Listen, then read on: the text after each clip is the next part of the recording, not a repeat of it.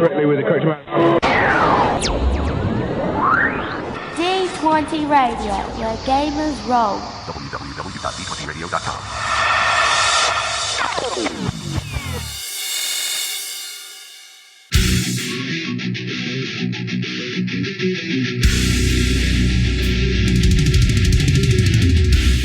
Welcome to Me and Steve Talk RPGs, a podcast where me and my friend Steve... We're playing games this time.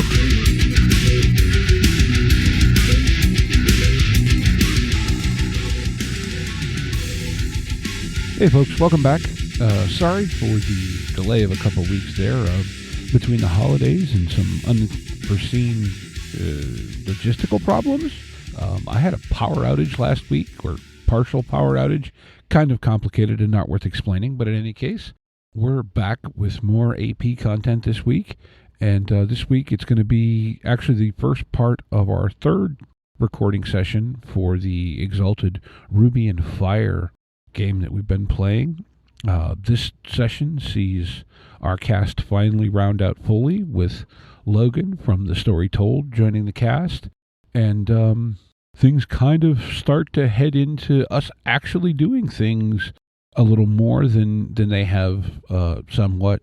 So I hope you'll enjoy it, and please join in on the Discord or anywhere else you feel like chatting at us or anything like that. And just want to shout out also a big thank you to Tabletop Audio, which is where most of the backing tracks, like the background audio and stuff that you hear in these episodes, that's where I've been sourcing all that. So check them out. Again, that's tabletopaudio.com. Before we begin, I want to take a moment to acknowledge something important. The setting of this campaign, Origin, is inspired by West African cultures, histories, and aesthetics. None of the players, and certainly not myself, have lived experience or even ancestry from that part of the world. While Origin is part of the canonical setting for Exalted, I've drawn on real-world West African traditions to help bring the setting more fully to life. This isn't meant to be an accurate historical or cultural portrayal, and it is definitely not a commentary on any real-world nations, peoples, or beliefs. One key difference is theological. While Timbuktu and the surrounding regions were deeply shaped by the arrival of Islam, Exalted has its own divine and mythological structure that plays out very differently. My hope is to approach these inspirations with respect and care, and I welcome feedback if I fall short.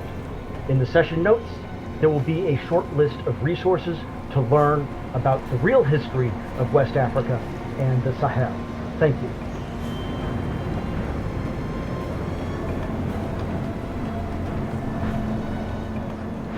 All right. I guess we can start playing then.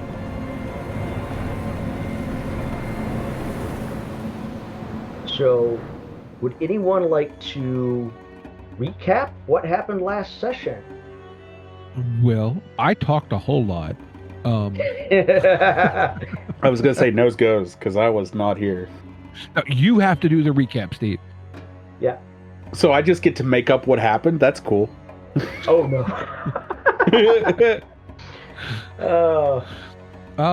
So I want to say, if I remember right, we kind of started off, we decided to go to the bazaar and check things out, and we're wandering about, and we see a friend of Little Bat's being followed by this shady looking character. Yes. So Little Bat also notices this, recognizes his friend.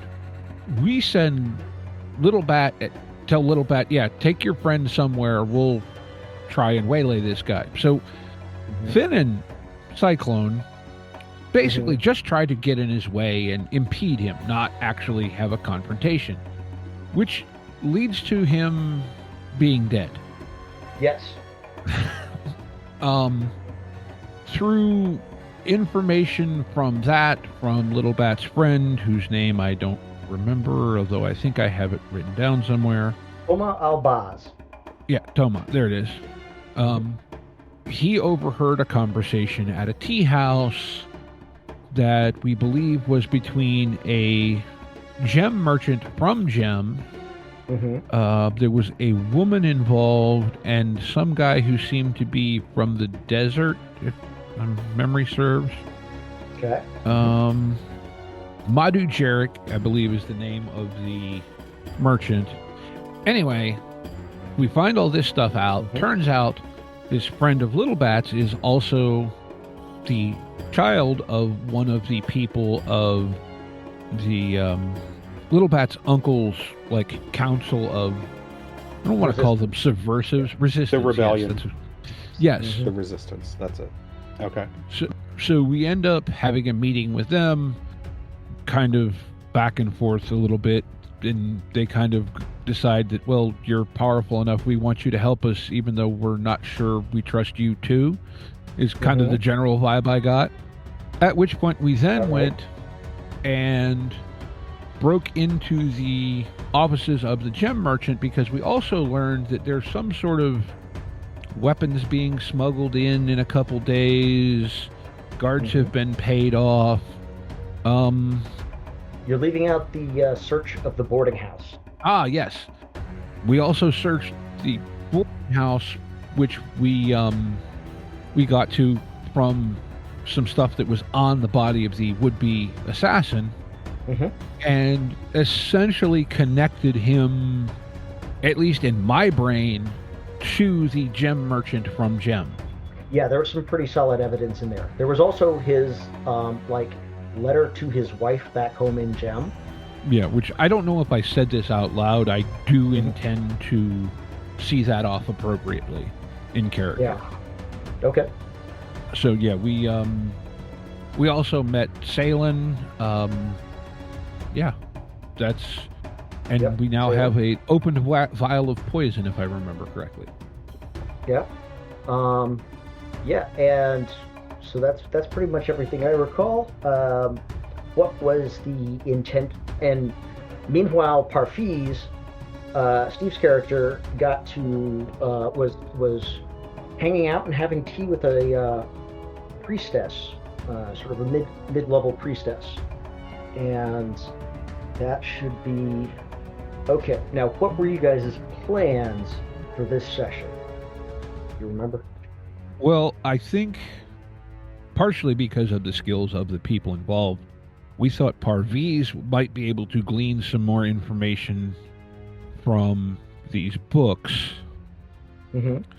At which point we would probably, anyone else, I think we would want to maybe head back to, we'll call them the council, or at least... I know we had some issue with them about, wasn't something about setting up a military or some trying to train soldiers as well? I know you guys had brought that up, and they had been like, well, I mean, if you want to try, we can try. They're really not.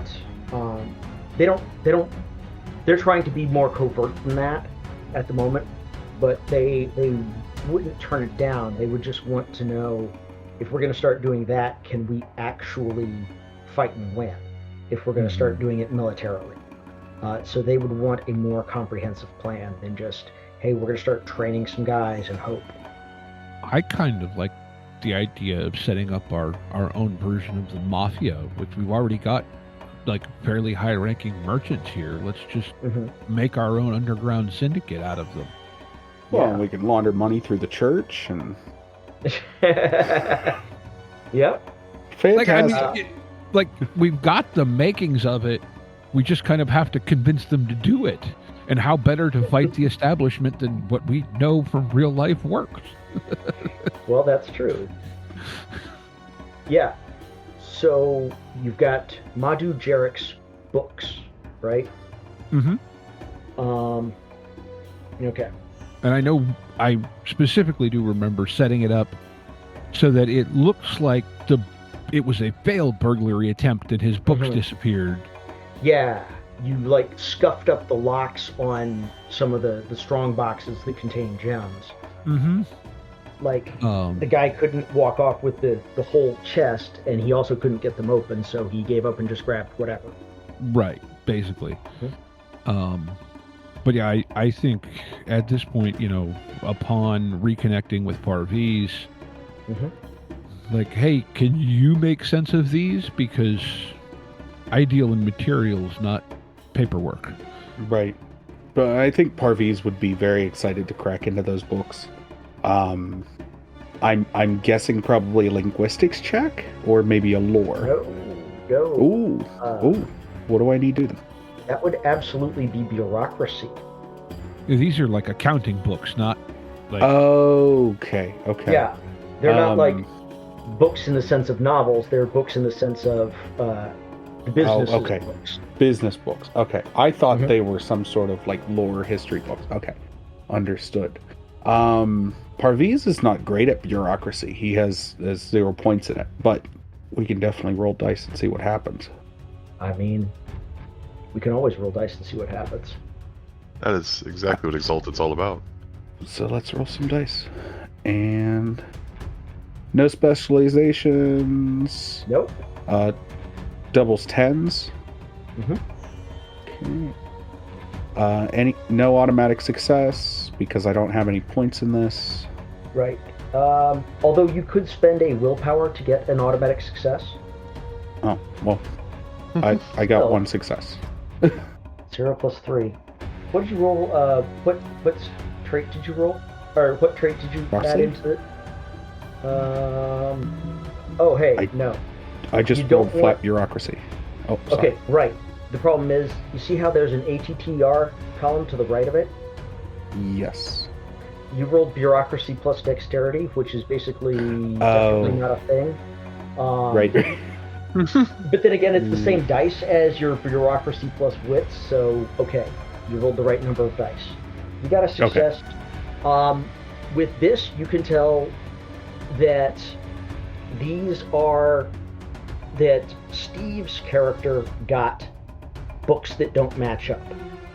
You're not sure which one's real and which one's the bogus one, but the books don't match up. And you can tell, you can find entries for that you think line up with what it would take to bribe a shift of guards, and you can find the entry for where they paid for that boarding house for the guy that you guys accidentally killed. And you find enough that you're convinced, this merchant is neck deep in it, and that it confirms some of the things you already knew: the rented warehouse, the boarding house, and this individual also had, and the entry is just operating expenses, but it's a fair amount of money. Like, whatever this guy was doing was costing something.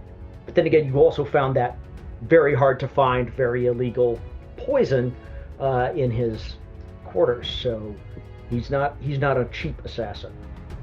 Right, and we basically, found information tying the assassin to this Jarek.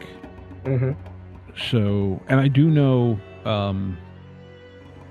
was it Rafik wanted us to find out who gave the order to kill his son? Am I associating the proper person with the... Okay. Yes, and there's enough evidence that that Madhu Jarek was holding this assassin's leash. And so if any orders that assassin got either came from him or through him. So, what should we do here? It would appear we know who's behind this attempt. Although this Jarek fellow appears, at minimum, well connected. Well, I would say with too much of a jump, we could go to Jarek, based on what you're showing me here. Well, the problem to me is, what is it that this, what are they doing with this shipment? They're bribing the gods, or... Sorry, I'm trying to go through my notes. Yeah, it's a shipment of fire wands into a warehouse, being disguised as a sugar shipment. Like, just smuggling weapons is okay. It's smuggling weapons, but so why are they smuggling weapons? So one thing you would know is moving Fire Ones is the sort of thing that you need to register with the city government. They want to know Fire Ones coming in, Fire Ones going out.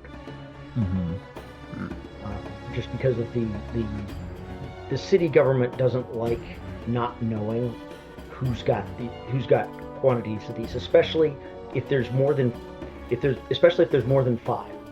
because to them, to the city government, 5 people is a group of bodyguards. 6 people or more is a cadre for causing trouble, and that is a group of mercenaries. That's the legal distinction. If there's 6 or more of you, you're mercenaries. So they really like to know about that sort of thing. And so what's the effects of a mercenary group being a lot more powerful than they were, because instead of axes, they've got flame wands? Or do we let them bring this shipment in and then steal it from them? That would be a pretty convincing arms for an army. Well, if nothing else, they clearly can't go reporting to the authorities that this batch of Stolen. illegally Yes. imported stuff is now missing. I'm not opposed to stealing illicit substances. Although theft is wrong, but... Well, depends. If you're preventing something bad, is it really wrong to take it? No. So, we know Jarek is up to something. I feel like perhaps we should investigate him further. He is out of character here for a second. Parviz is kind of into like gems and that stuff as well, correct? Like in my recollection, he's kind of the rich aristocrat of the group. I could be completely wrong here. No, that's, if you're talking original socioeconomic class, yeah, he wins. So him going to talk to a gem merchant, he could actually have that conversation where I'm going to stick out as I'm casing the joint. I mean, you'd be subtle about casing the joint, I'm sure. Yes, but like on the surface, right? You know? Mm-hmm. Well, it sounds like then I need to pay a visit to a gem merchant. And I think perhaps I know we located the warehouse, and it seemed like it was a relatively unremarkable warehouse. Mm-hmm. We're at timeline-wise, what, tomorrow or the day after that the shipment's supposed to come in, correct? Yes, tomorrow is when the shipment comes in. Okay. I think maybe I should go kind of skulk about the warehouse district and just see if there's any sort of undue activity around that warehouse, even if it is, higher security, any sort of odd comings and goings of seemingly nefarious types, etc. Okay. Kind of go stake out the warehouse, if that, I mean, I know we're splitting the party like 9 different directions here, but no, that's fine. That seems like absolutely fine. Logical behavior. Okay. I think it would make sense for Parviz to go talk to the gem merchant simultaneously you doing that. Mm-hmm. Parviz can keep him entertained and not, Well, also, at this point, that things are going to be unsettled at the gem merchant because there was a break-in last night. Well, yeah. And Saelen and Finn, what are you guys up to? I think I'm gonna be, because I'm still trying to feel out where I'm going to be most useful. Mm-hmm. So I'm kind of tempted to just tag along with somebody, depending on who could, use me. Okay.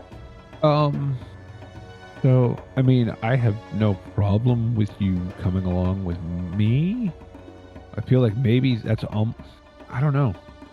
I don't know where you feel like your character is more in place either. I don't have one yet, which is fine because I'm still spinning up. So yeah, I will cheerfully hang out with you. Why not? Okay. Sounds good. And Finn? Sarcastic. You're on You're mute. muted. That helps. Oh yeah, Yeah. he's muted. Yeah, sorry. Too much going on in the background. Fair enough.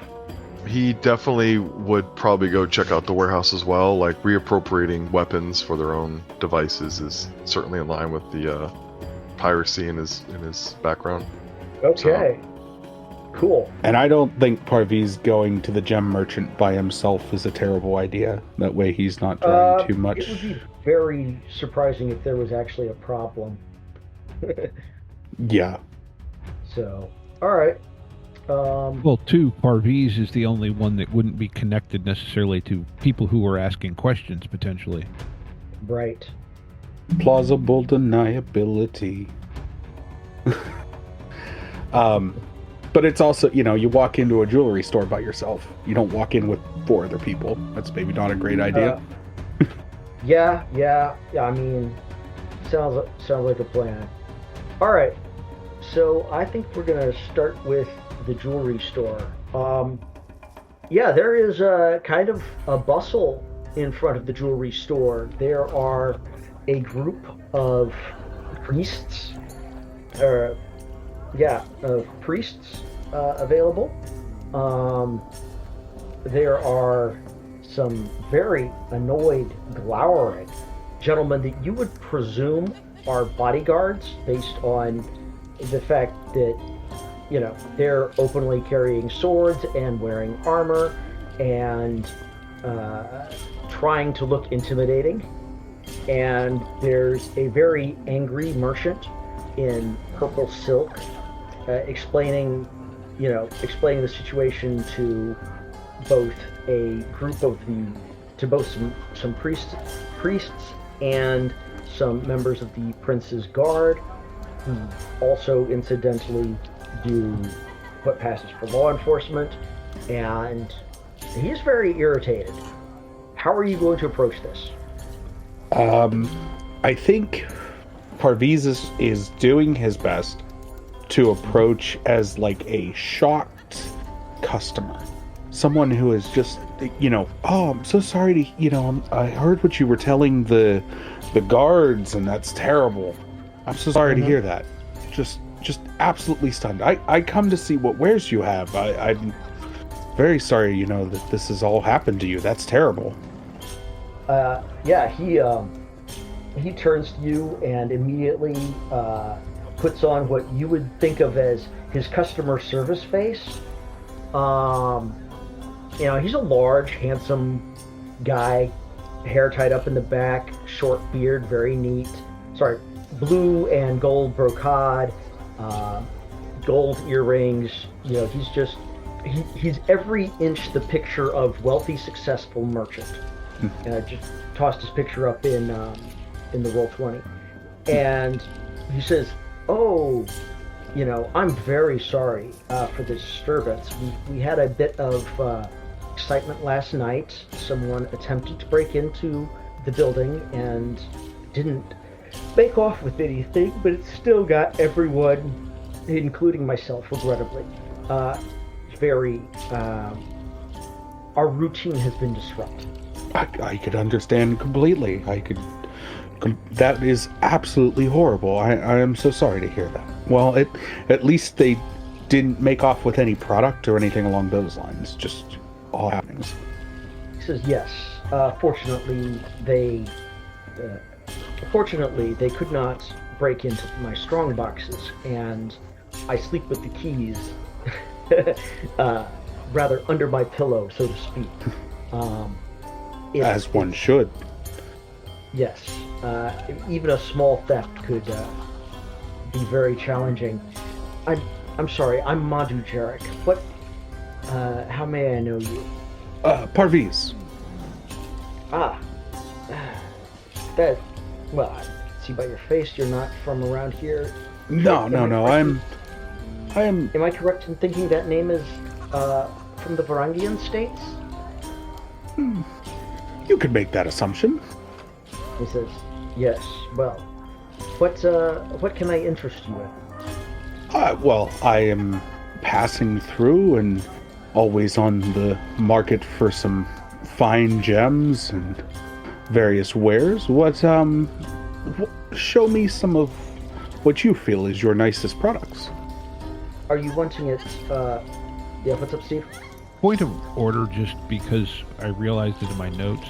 The one kind of identifier we had in connecting Jarek to all this was that bracelet of opals with a like a bracelet with opal flame pendants on it. I just want to make sure we mentioned that to Parviz ahead of time. Yes, and this gentleman does in fact wear very nice bracelets with opal pendants on them, with a flame, with a scorpion and flame motif carved on them. He says, well, are you in the market for cut stones or uncut stones? I do a lot of trade in uncut stones with the Gem Cutters Guild here. They are quite proficient.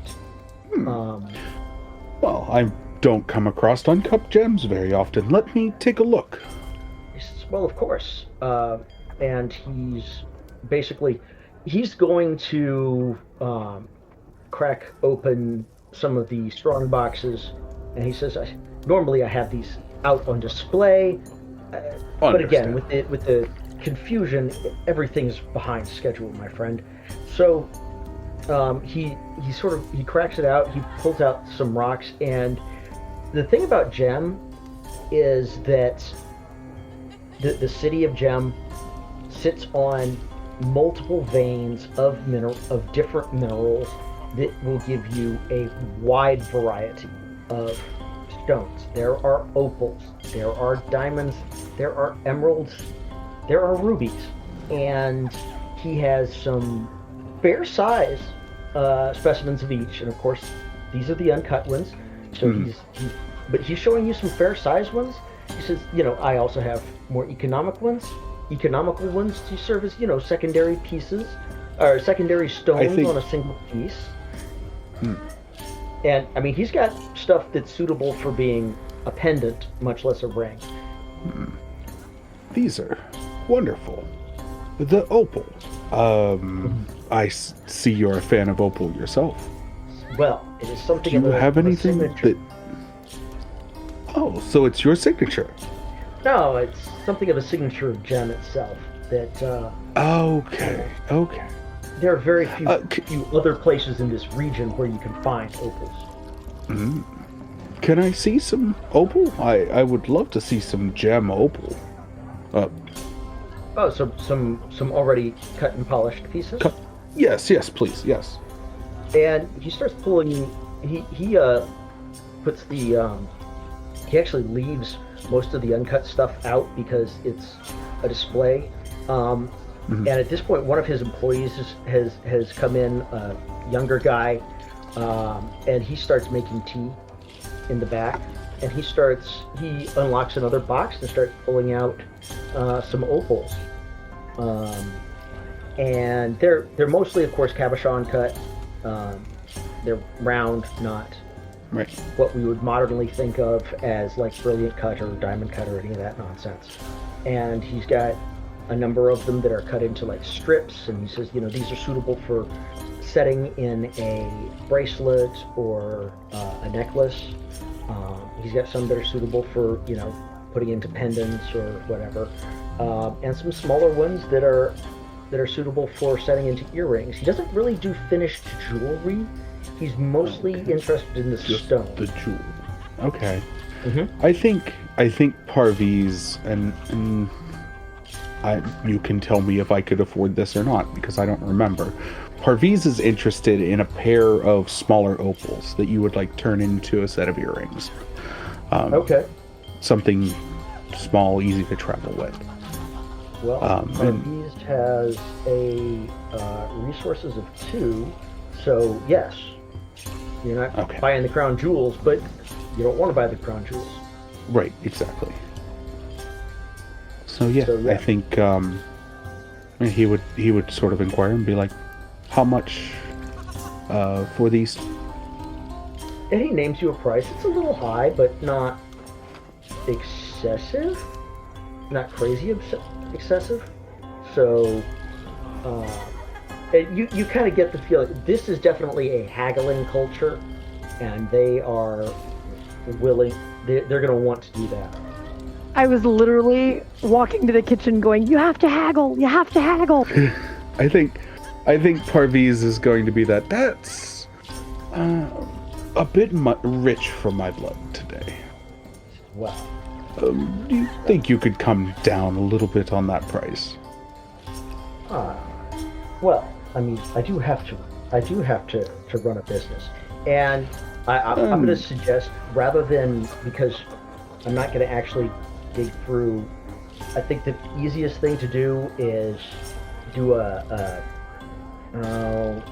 probably, I'd say normally bureaucracy, because that's the merchant ability. Bureaucracy wits, and to see how far you're gonna be able to push him on the price. So, bureaucracy wit. Alrighty. Why is that? No bonuses. And you said I can spend a willpower for an automatic success. Yes, so we will do that. Okay. Alrighty. One success.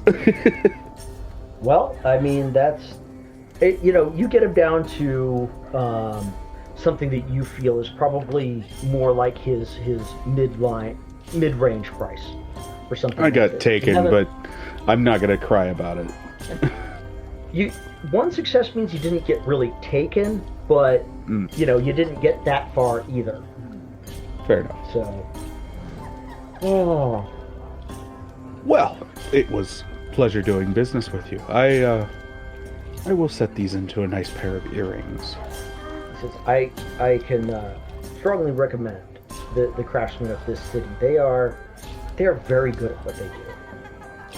Well, I might take your word up on that. But that is a problem for another day. And I want to thank you and have you have a wonderful day. And Parviz exits. All right.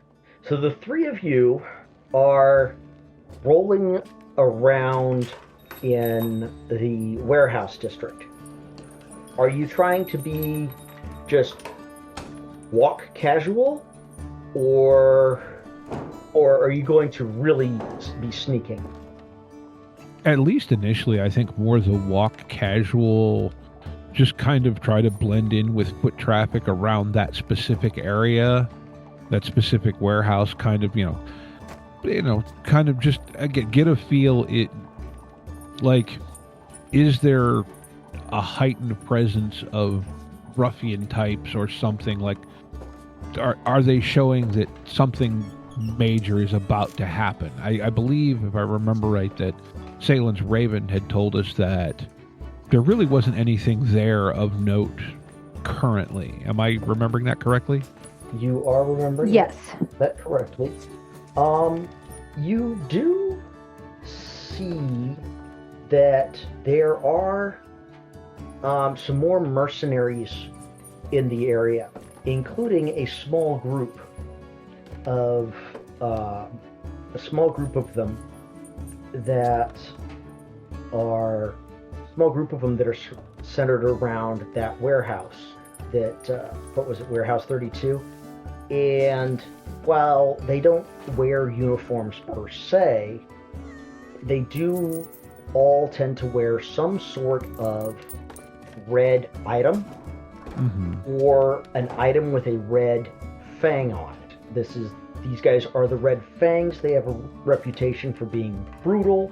They have a reputation for sheer aggression over tactics. They have a reputation for any job as long as it pays well. That's what you're starting to see over here. Okay, and we know that they were paid off. Delivery insurance, I believe, was the phrase used. But okay, so all right. I mean that was the information I was looking for there at this point. So at some point, I'm sorry. Go ahead. I was just going to say, I will, since we're closer now and we have a bit, I think, better idea of kind of what we're looking for, I'll ask Helbor to kind of cruise around and see if there's a spot where he can get into the warehouse to kind of see what's going on inside. Yeah, actually, that shouldn't be a problem. Ravens are not really an issue. And yeah, so Helbor can fly around a little and get inside the and get in there. And what you'll see through Helbor's eyes are there's probably people are making room. They're like shoving stuff to the sides and moving crates out of the way, and the detritus, odds and ends and trash and whatever are being sort of swept into a corner. And in the middle of it is somebody who doesn't look like a lot of these other mercenaries. He's definitely an Easterner, but he's wearing clean, well-maintained armor. He's wearing an old but serviceable cloak. He looks like he may have been somebody who fell down on hard times, not recently, but a while ago, and ended up with this group. He doesn't seem to quite fit in. And you'll notice that some other people that kind of look sort of like him are with the group, but they're all older. They're not the young recruits, so to speak. Okay. Now, are these also Red Fang adorned, or are these people... Yes, they are. They are all wearing the Red Fang insignia on their cloaks or painted on their armor or somewhere. Okay. So assuming you relay this information... Oh, of course. Yeah, I'm beginning to wonder if are these Red Fang actually the ones up to the mischief? I mean, it's one thing to pay off guards to get something delivered. It's another thing to pay mercenaries to do warehouse work. I am not as familiar with mercenaries as others might be, but if I'm not mistaken, if you pay them, they'll do almost anything you ask. But this does seem a bit wasteful. Mercenaries aren't cheap. Why would you have them doing scut work instead of hiring a crew of teamsters or stevedores to come in and do this? So Exactly. sounds like they're trying to keep this in-house. And by in-house, I mean as few people knowing as possible. Mm-hmm. What's the saying? 3 can keep a secret if 2 are dead. So it's obvious they're making ready for something to show up here. I wonder if we don't see if we can find out more about them and their activities from some of the locals, perhaps. I don't know. Clearly there's numerous bands of mercenaries here to do security, and these ones seem to be of less repute somewhat, but I wonder... I think I may have to try and see if I can find out some more information as to, do they have a base camp and maybe more on their reputation. Let me interject. Logan, you back? Yeah, I've been here. I'm cool. I'm good. Okay. Your character, having made it past the walls and sort of walking in the dock district, can each of can Jen, Sarcastic, and Steve, each of you describe your character's physical appearance real quick? I'll go first. So, Cyclone is kind of average build, kind of lithe, but not, aggressively unremarkable, I believe, is the term someone used. Very utilitarian clothing. Noticeable thing probably is more his hair, as it is kind of this weird kind of storm cloud color with maybe some silver streaks in it.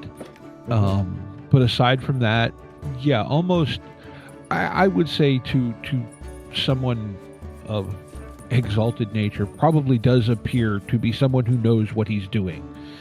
And is, like, so to speak, on purpose average, not average because that's what they are. Is he carrying his weapon with him? Even hidden? I would say hidden. Yeah. He wouldn't carry that openly. Definitely not doing something like this. But Right. I don't think he likes to not have it either. Okay.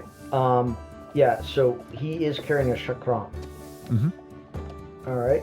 And He's carrying a what? I'm sorry. A chakra. chakram. The Got throwing it. weapon. And Xena warrior Sarcastic- princess thing. Yeah. Sarcastic, what's your character? What's Finn look like? Well, Finn, like, kind of just as a counter to Cyclone, he very much stands out. He very much looks like he's not from the area. He very large beard, very large man. Has a nice little bit of a belly that's kind of dominates his midsection. Wearing a kilt that looks like it's been through some wear and tear. Not to say that he's not cleaned. He takes care of himself. He's a clean person, but the kilt is definitely significant to him and doesn't get a lot of time away from him. He does have a cutlass to his side. No other real apparent weapons. He is carrying what's the name of the weapon against Sarush, but it is hidden, kind of tucked behind the waist, the chest part of the kilt. He is also, but in his free hand, he is carrying it's typical mug of like something to drink that he's grabbed from a local merchant. He does seem to have food or drink nearby at all times. But he definitely stands out. He's not someone that you would miss in a crowd. Mm-hmm. So and he's got a pale complexion, red hair. So in Exalted, most people would assume he's from the north, which they would be correct in this case. Yeah.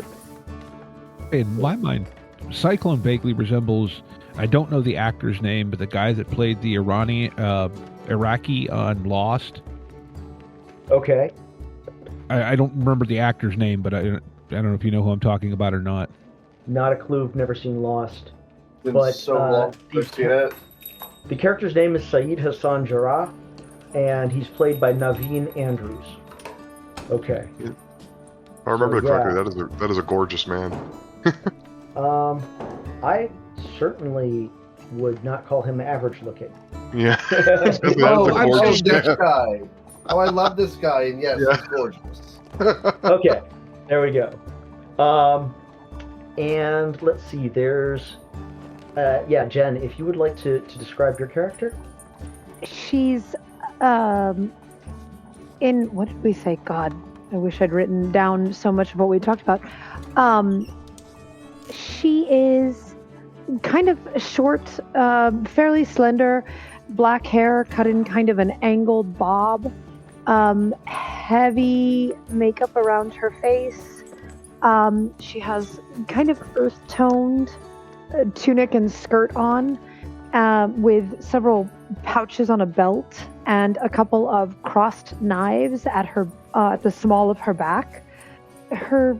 If you notice, her hands tend to be kind of constantly like flickering around, like just touching or like she's very tactile.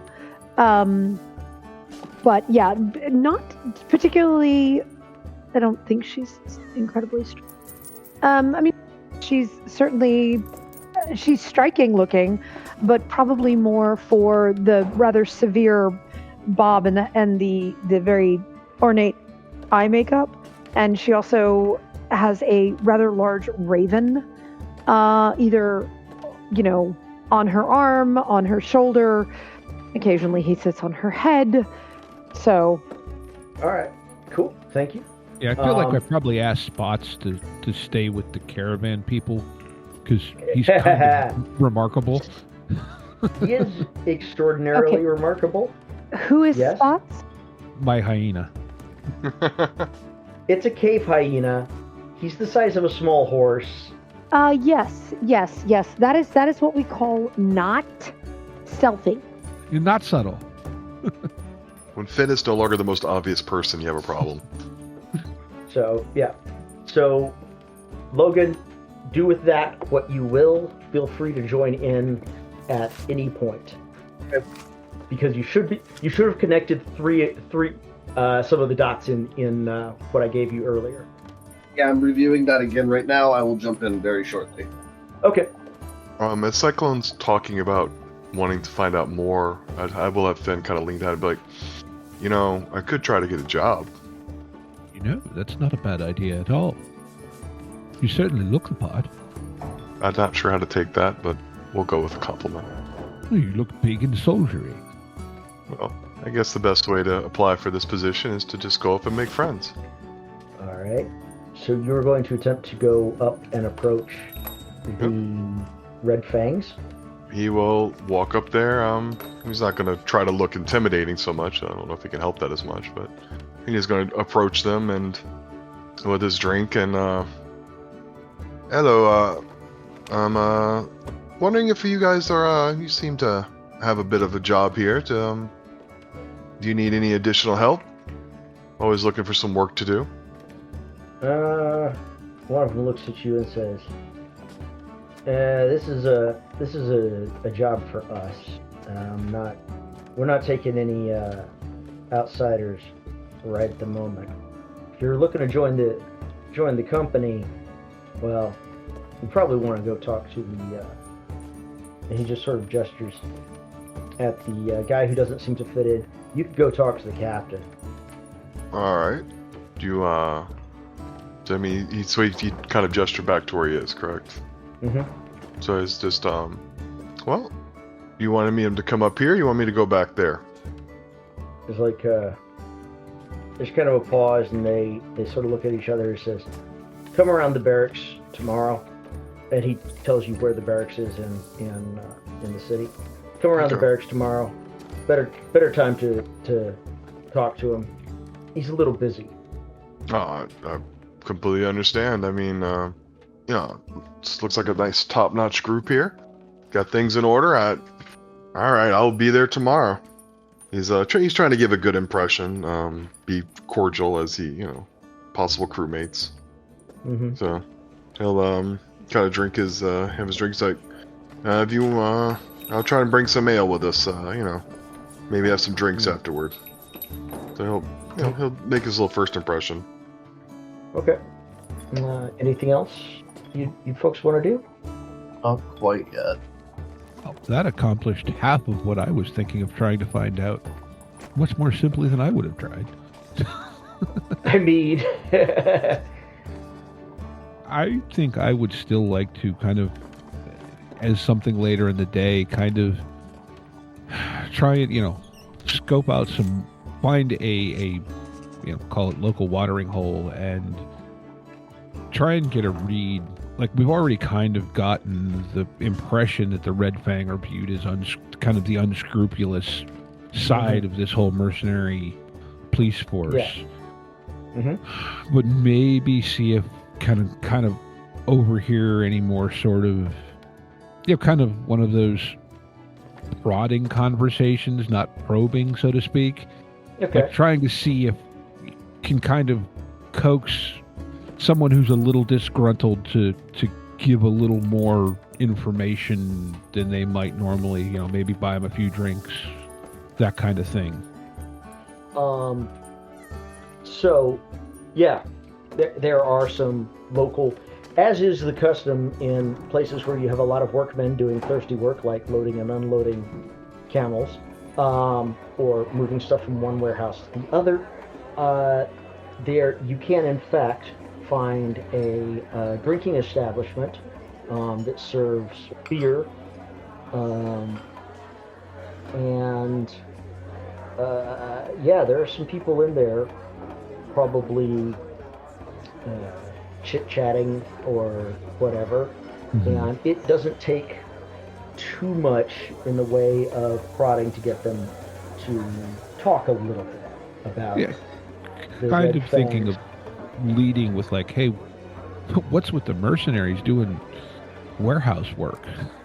Oh yeah, that'll get I don't know. I don't have any desire to be anywhere near those guys. They're not they're not to be trusted. They're dangerous. They're undisciplined.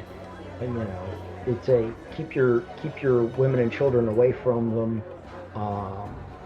If I didn't have to be down here today with these assholes being so active, then I wouldn't be.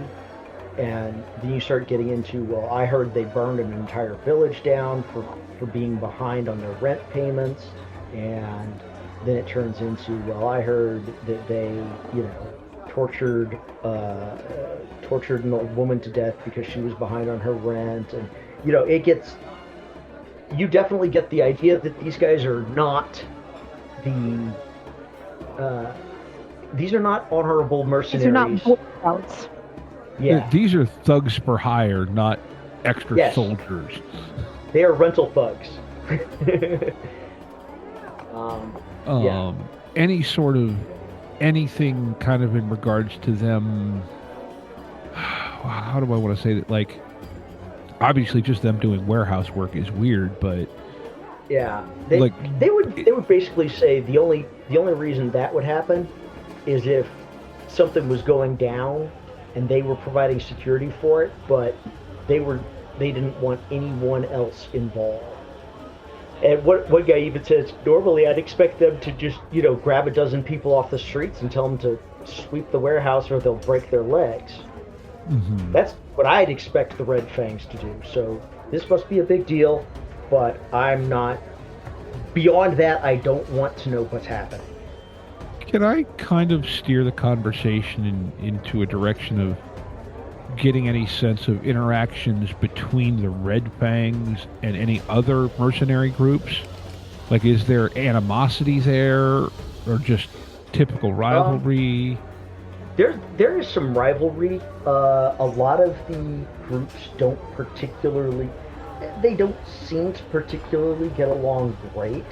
The Daggerwind Company, for instance, is a very high-end, professional, strictly disciplined unit that they and the Red Fangs don't get along. There are sometimes brawls between them. Supposedly, I heard last month that over across town, a brawl between them got to the point of blades being drawn and somebody died. But I heard that from my cousins, roommates, wife's sisters, best friend, that sort of thing. Yes, but did anyone pass out at the 31 flavor? Yeah. Sorry, Ferris Bueller joke. Hopefully they'll edit that out. Probably not, let's be honest. So, to clarify, y'all are standing outside? No, they're in a beer establishment. Yeah, at this point we've gone into a bar and are like drinking with locals effectively. Mm-hmm. Okay, sorry, I misunderstood that. That's actually better.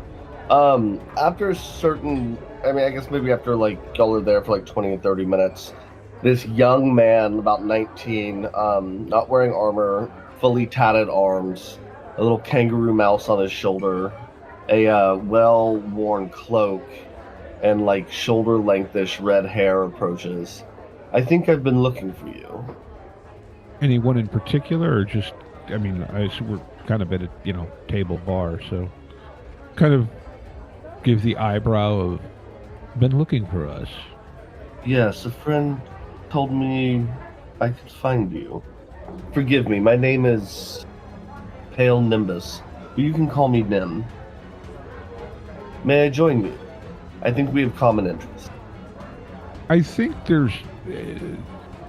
Cyclone at this point has a hand kind of under his cloak, not necessarily holding a knife, but ready to grab one if need be. Maybe relaxes a little bit with this conversation.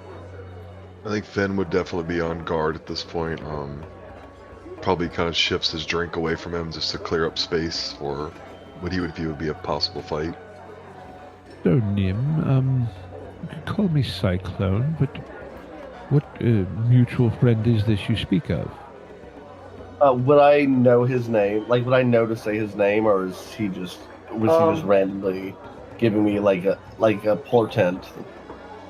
No. The guy was a Zenith. You do know his name.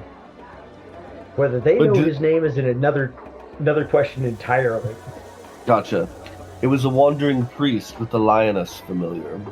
His name was Armatan. He spoke words of portents, gave me descriptions, and you fit the bill. So, I know there's the whole cast mark thing, but Exalted aren't immediately apparent to other Exalted unless they choose to do that, correct? Correct. And if they were to choose to do that, I wouldn't really recommend doing it in a crowded bar. Okay. Well, it would appear that this Armaton, well, you found us. What exactly is it that you're seeking us for? What common interest do you believe we have? He looks at each of you for like a very long moment, and then like it's this kind of smirky / shit-eating grin. Why, I speak of, and he leans in closer to the table. Revolution. He was very much. It is very apparent he's not from around here. Also true. Yeah.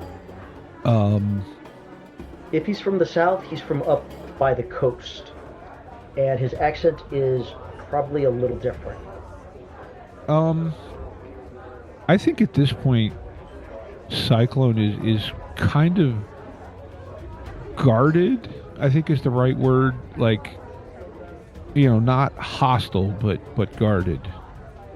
So I think he kind of looks around and says something at the lines of, well, if you wish to talk of that, I think we might better do so with less people in the immediate area. I'd be happy to follow you almost anywhere. Look at the other two, at Finn and Saelen, with kind of one of those questioning looks.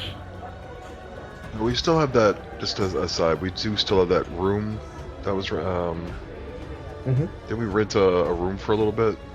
Yeah, at the boarding house, we do technically still have that. Not exactly the place where he would have, someone could easily listen in, but... I just saw Finn we could retire to the boarding house, a little more private drinks. Suppose, head that direction. Which, as I recall, it's not terribly far away. I think maybe kind of with that conversation, get up and head that way, maybe find a quieter alley to duck down to have a little more, private conversation on the way, but that seems reasonable to me. I don't know about the rest of y'all. Yep. I agree. I'll pick up a turkey leg on the way. So, Finn will grab another drink to go and a bit of food just to kind of munch on the way and kind of make it known that he's going toward the boarding house. Just time to just bed down for the night. Got a big day tomorrow. The shipment's coming in, tomorrow at night. So do we know, is that in the night between today and tomorrow, or the night of tomorrow? No, you're pretty sure it's the night between today and tomorrow. Okay. So tonight. You've got the gate thing that allows a 2 a.m. entry, which is an exception to the rules. Mm-hmm. So I think at some point we find some sort of, like I said, an alley, fairly quiet street, whatever. And at the point, so look at Nim, and so what interest have you in a revolution? And then what do you mean by revolution? Well, I will choose to speak candidly, because if you're not who I'm looking for, then I really must depart. My people need freedom. I am here because I could not be at home. I seek to find friends who can help me liberate my home. The one who I came here with spoke words of prophecy and described what I believe is you. Are your people subjects? Have they been enslaved? What? You seek to liberate them from what? Sometimes I feel it would be better if we were enslaved, but no. We are simply under the thumb of the realm. Meaning, Gem, and I forget the name of that whole... The Lap. Yeah. Okay. Gem and the Savo cities are outside the realm's reach. They're too far away. Okay. I speak of the Lap. The Lap is some 3 months travel to the north by caravan. Sorry, I'm writing notes here. You are the group note taker. That's a bad thing. Well, I can't say that I definitely would be interested in hearing more of your story for my own purposes. We are freshly engaged in some other business, though. Do you seek freedom for the sake of freedom, or is it simply freedom for your people?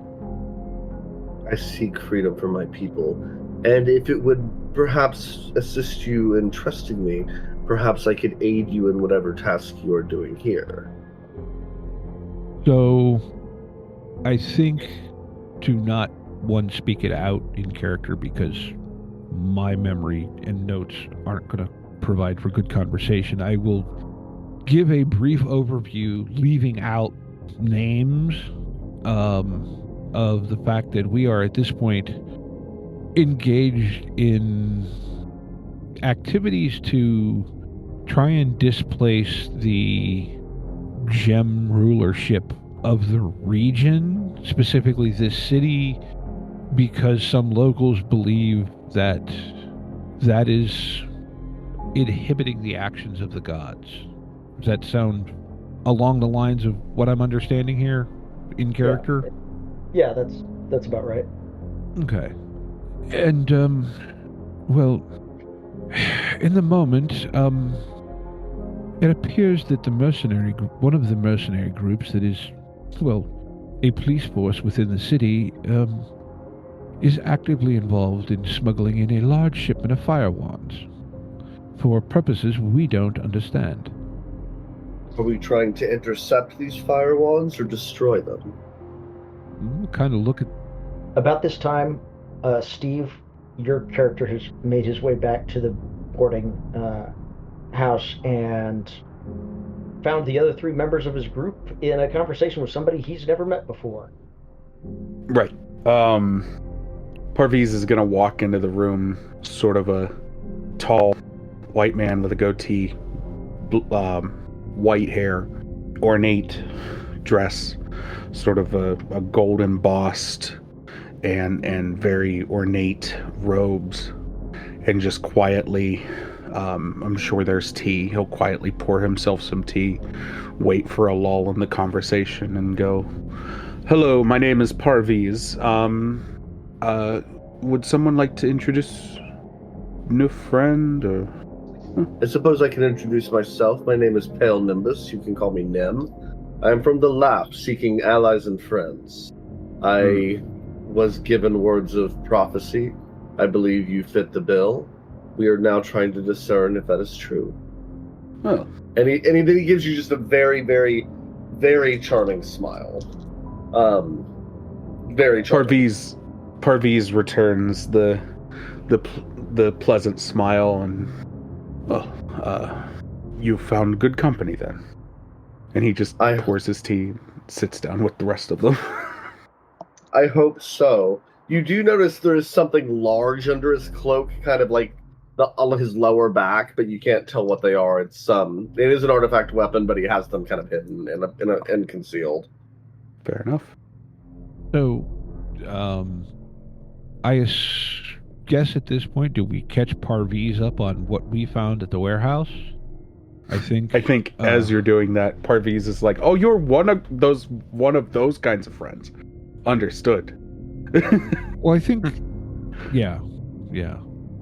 At that, after you've talked about the warehouse, Parviz produces the 2 opals. And I went and paid our gem dealer a visit. And what was going on there? A little bit of chaos?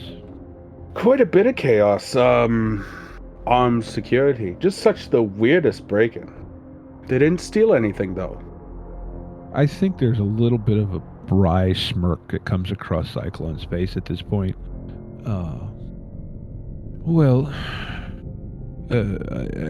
Kind of as you heard as you walked in, Parviz, what do we intend to do about this shipment of fire wands?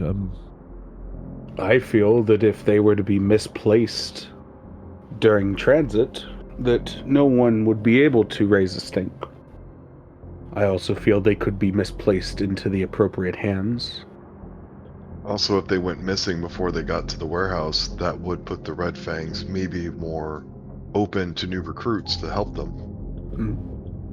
Without me having to ruin my chances for a good job.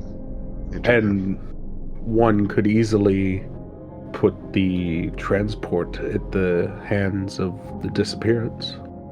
If we do it right. So, we know that it's being disguised as a sugar shipment. Player question here in regards to the world. Is there a particular protocol for sugar shipments? Is it oxen-drawn wagons? Is it just camels? Yeah, there is camels, and the sugar would be transported in bundles, assuming this is raw sugar and not, processed, which it almost certainly is raw sugar. It's all brought in by camels, and also a caravan might have sugar as a primary, but it would almost certainly have additional items as well.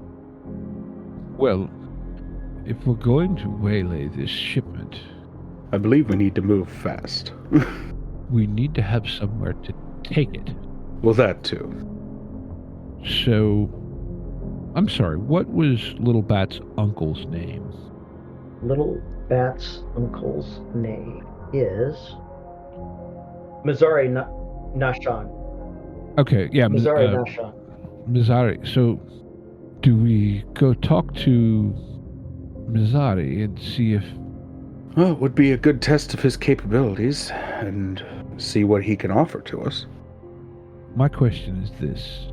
I think we can disrupt and at least partially waylay the shipment fairly easily, but, well, herding a caravan of camels to a different location is not going to be subtle. I have... Have you met Parviz? Just now, yes. Parviz is not very subtle. I'm not known for my subtlety either. Yes, what is your question? Perhaps rather than disrupting the shipment itself, we might consider disrupting the company of fellows that is supposed to receive said ship. Like how you think. If this company is indeed a group and they are preparing for a job this evening, it is entirely possible that they will be dining together. And it would be truly a shame were that food to be, shall we say, disagreeable for their stomachs. I mean, if half of them are in the latrines, or 3/4 of them are in the latrines, it makes it very difficult, no matter how the shipment is arriving, it makes it very difficult to process it. That's subtle. We could also just, at least all outward appearances, make it look like it's legally ours, and just walk right out with it. I could perhaps point you in the direction of someone who could be influenced or bribed, if you're interested. Well, these Red Fang have already been paid off with the shipment that appears to be coming to them, and somehow this Madhu Jarek is involved. And what a wealthy merchant from Gem is doing, smuggling weapons into this city. I really, I'm at a loss unless perhaps is one mercenary company going to try and take over for the others? That does tend to be how that works, but I don't know. I do. So, Look, my initial thought was to have spots spook up the caravan and, disrupt it that way and then divert them, but that doesn't... You can't exactly hide a train of camels going through a city. I like this idea of disrupting the receiving, though. Then perhaps in that chaos we can do something with the goods themselves. We mentioned that the Red Fangs are not a popular group, right? Apparently not. Wouldn't be hard then to throw the blame on one of these other mercenary groups and sow further chaos in this city. You also may know someone who has access to a warehouse. I think we definitely need to go talk to Mazzari at this point, because that, regardless of what we do, we need space to put our newly acquired things, even if temporarily. Question. The area where we went to with the old temple, where is that relative to the gate that they're to be coming in? The which old temple? The one where we went and got the stuff in The tomb? Yes, the tomb. I'm sorry, not temple. Okay, yeah, that is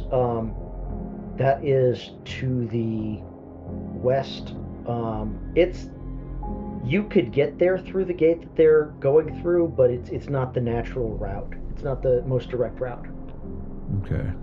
Because the thought had also been potentially waylaying them or sowing some confusion outside and diverting things outside the city, but that doesn't seem practical.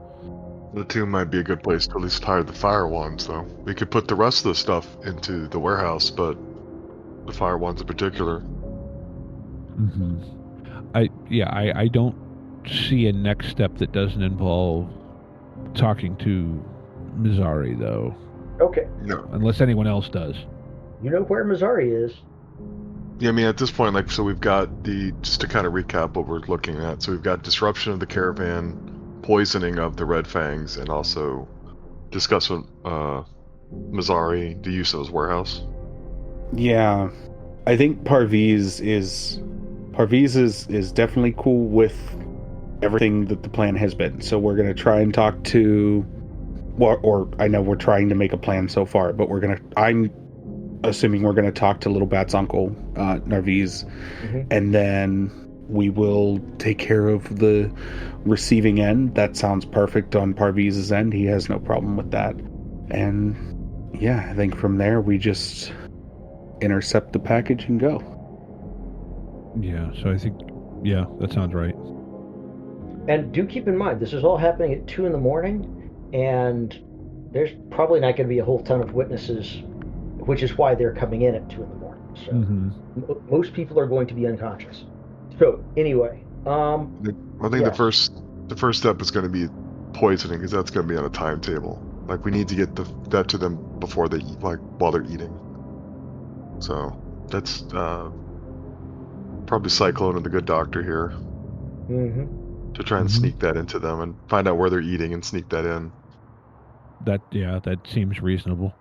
And then Parvi to go talk to I'm really bad with names, so I'm just gonna kind of throw out like the uncle.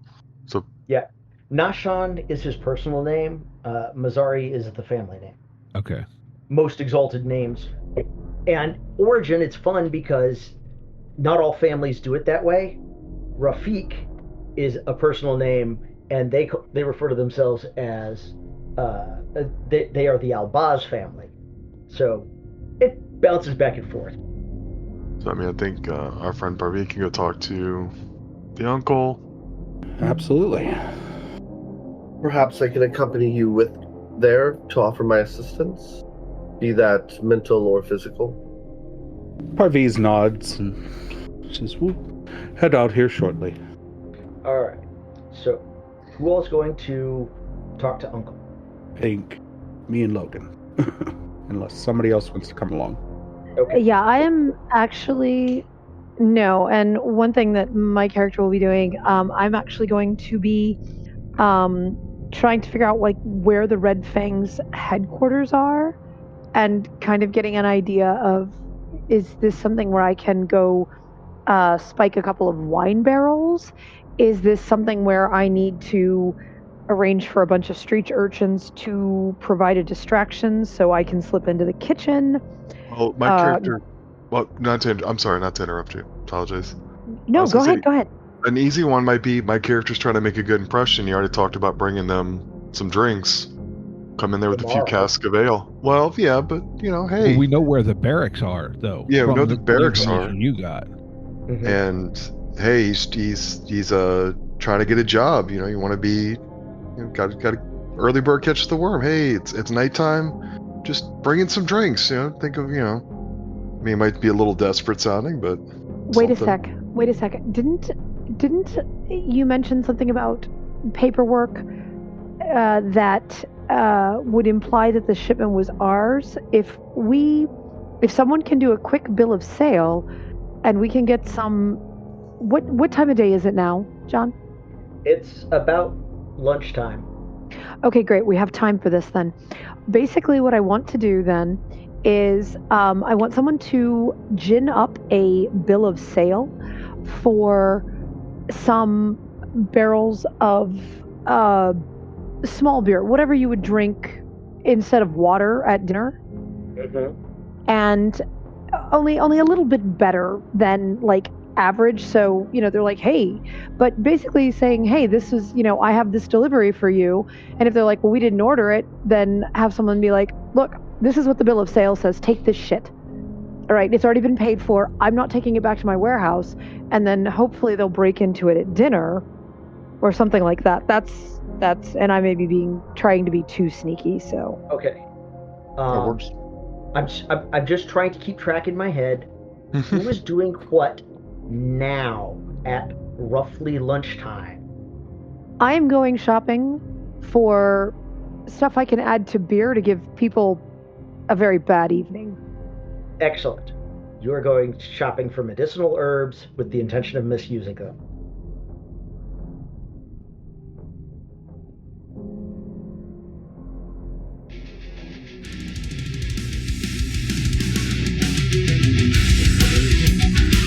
Intro and outro music by the band 12 Noon. You can email us at meandsteverpg@gmail.com. You can find us on Twitter at @andrpgs. Find us on Facebook at Me and Steve RPG Podcast. On Discord at Me and Steve RPGs. And as always, all of these links are in the show notes.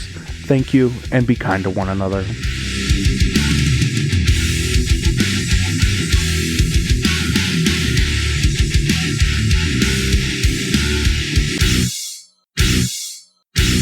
How much for the cigar?